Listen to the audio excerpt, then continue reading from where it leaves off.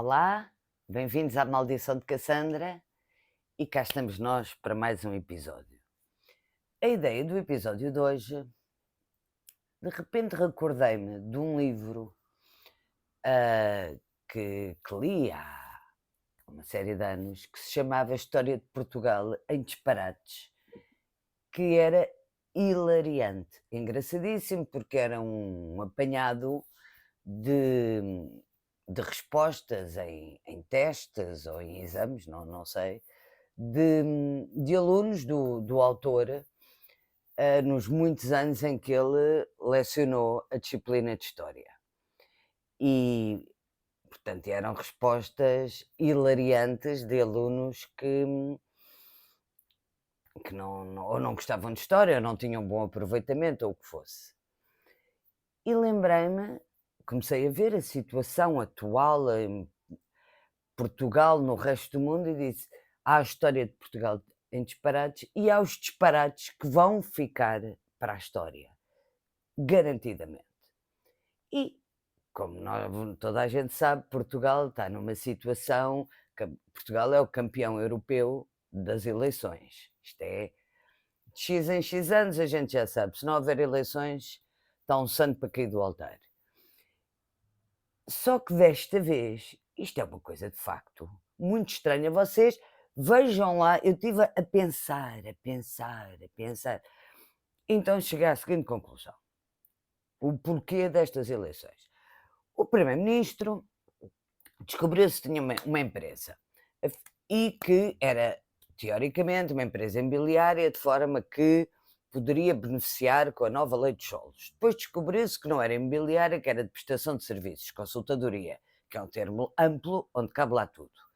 Depois descobriu-se que a empresa era dele, mas depois, afinal de contas, não era dele, porque ele passou a cota para a mulher. Depois, como está casado com o regime de comunhão de adquiridos, afinal de contas, não era da mulher, passou a cota para os filhos.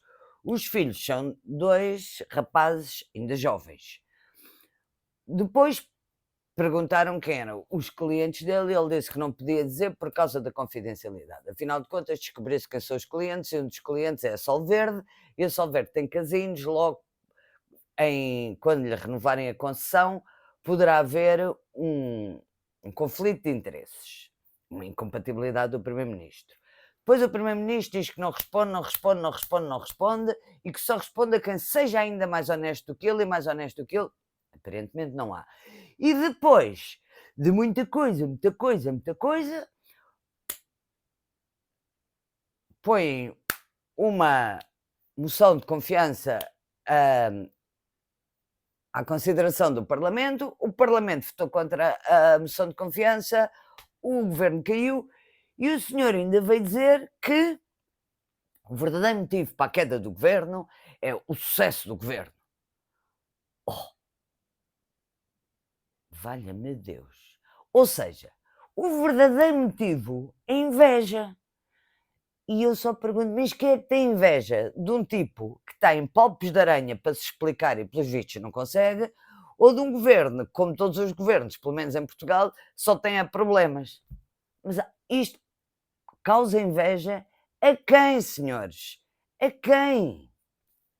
Ou seja, em três penadas e de uma forma rápida, eu resumi esta telenovela, este folhetim, que não havia escritor com a imaginação o mais delirante possível que conseguisse sequer conceber este frenesim de acontecimentos e que dão direito a que no dia 18 de maio, está bem, depois de ir tudo a Fátima ser abençoado, de ir tudo no dia 18 de maio, lá vai tudo outra vez a caminho das urnas, votar no novo governo e vai ficar tudo na mesma como a lesma. De qualquer maneira, o primeiro-ministro, eu só lhe dou um conselho, que é assim, quem não tem competência não se estabelece. Ora, muito bem, quem quer ir a primeiro-ministro sabe que vai ser escrutinado desde o dia em que nasceu e que deu o primeiro vagido até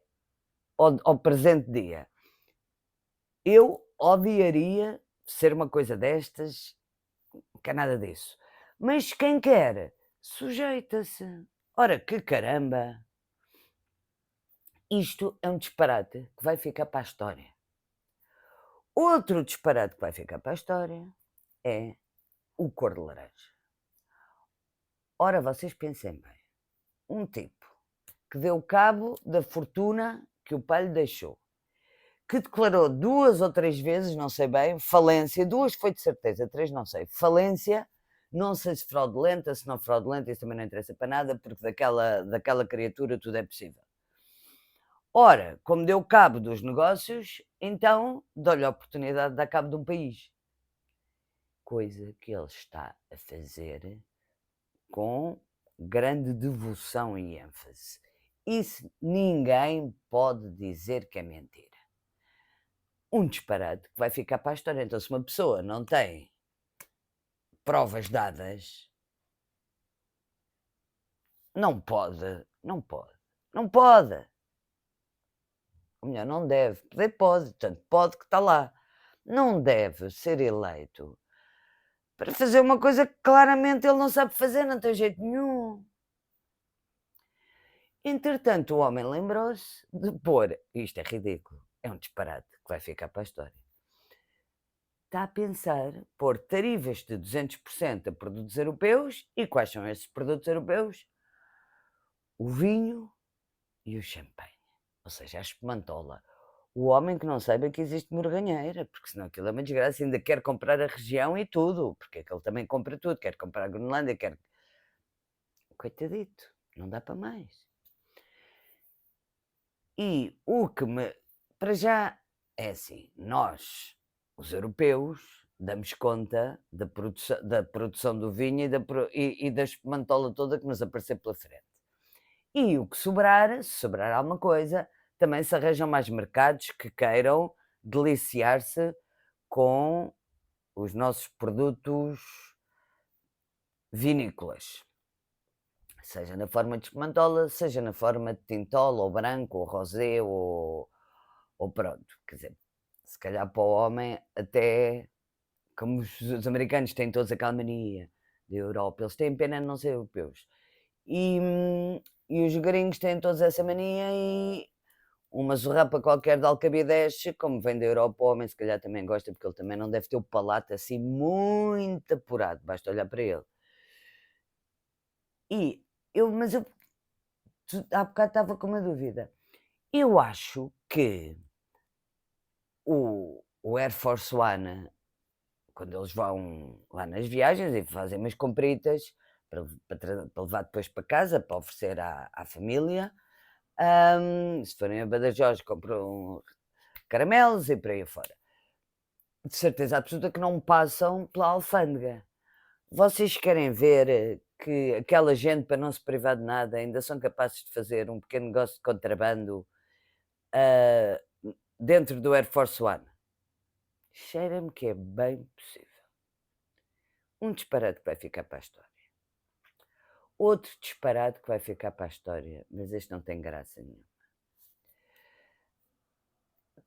Toda a gente sabe aquela ideia peregrina e estúpida de tirar todos os palestinianos de Gaza para fazer lá a Riviera de Trump, a Riviera de Gaza. Não é que aquelas criaturas iluminadíssimas agora estão a ponderar que seria uma excelente solução despejar os palestinianos todos em África. Em que países é que eles estão a ponderar? Sudão e Somália. Isto é mais do que um disparate que vai ficar para a história. É uma prova de iniquidade. Morrer por morrer, que seja para aquela gente que tem um amor tão grande àquele bocado de terra, que seja na terra deles. Porque o Sudão está em guerra e morre-se de fome de uma forma horrorosa. A Somália também não está bem. Isto é de bradar aos céus. Como vos disse, isto já nem é um disparate. Isto é uma prova de maldade, daquela maldade que nos tira ao ar, que nos rasga por dentro, que nos devasta. E pronto. É o que se me oferece dizer hoje, assim como reflexão. Já sabem, #resiste sempre. É um dever, é uma obrigação que nos assiste a todos. Posto isto, se gostam da Maldição de Cassandra, eu estou muito grata porque pessoas do Brasil estão a começar a subscrever e a ver a Maldição de Cassandra, o que me deixa extasiada e com um sentido de responsabilidade e de gratidão enorme. Muito obrigada pela generosidade.